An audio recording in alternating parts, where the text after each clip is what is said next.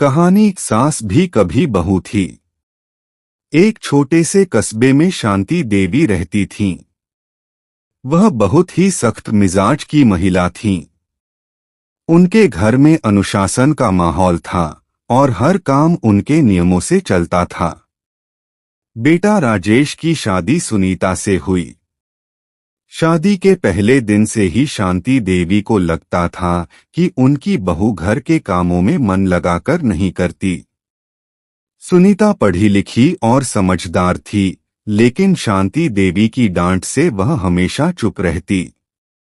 हर छोटी गलती पर सास का गुस्सा और बहू की चुप्पी पूरे घर का माहौल बिगाड़ देती। धीरे धीरे वक्त बीतता गया।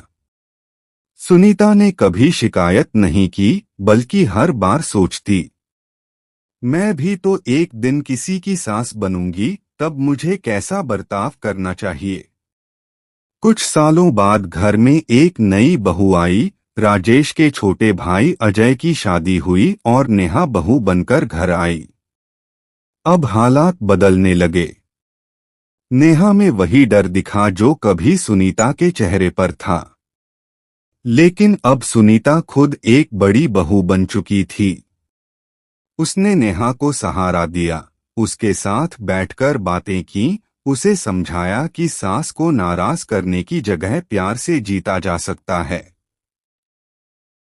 एक दिन शांति देवी ने देखा कि नेहा और सुनीता मिलकर हंसते बोलते रसोई में काम कर रही हैं।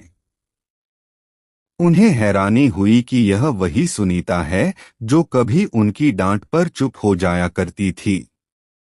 शांति देवी ने सोचा, जब मैं बहू थी तो मेरे साथ भी मेरी सास बहुत सख्ती करती थी। वही कठोरता मैंने अनजाने में अपनी बहू पर उतार दी। लेकिन यह बहू आज मेरी छोटी बहू का सहारा बनी है। सच में बहू भी एक दिन सास बनती है और तब उसे समझ आता है कि रिश्ते नियमों से नहीं, प्यार से चलते हैं। उस दिन शांति देवी ने सुनीता के पास जाकर कहा, बिटिया, मुझे माफ कर देना। तुमने मेरे कठोर स्वभाव को सहकर भी इस घर को संभाला। आज मुझे समझ आया कि सास भी कभी बहू थी और बहू का दिल जीतने के लिए सास को मां बनना पड़ता है। सुनीता की आंखों में आंसू आ गए, लेकिन इस बार दुख के नहीं, खुशी के थे। घर का माहौल बदल गया। अब वह घर सच में एक परिवार बन गया, जहां प्यार और सम्मान का रिश्ता सबसे ऊपर था। यह कहानी हमें सिखाती है कि हर सास कभी बहू थी और हर बहू एक दिन सास बनेगी। अगर रिश्तों में प्यार और समझदारी रखी जाए तो कोई भी परिवार टूटता नहीं, बल्कि और मजबूत हो जाता है।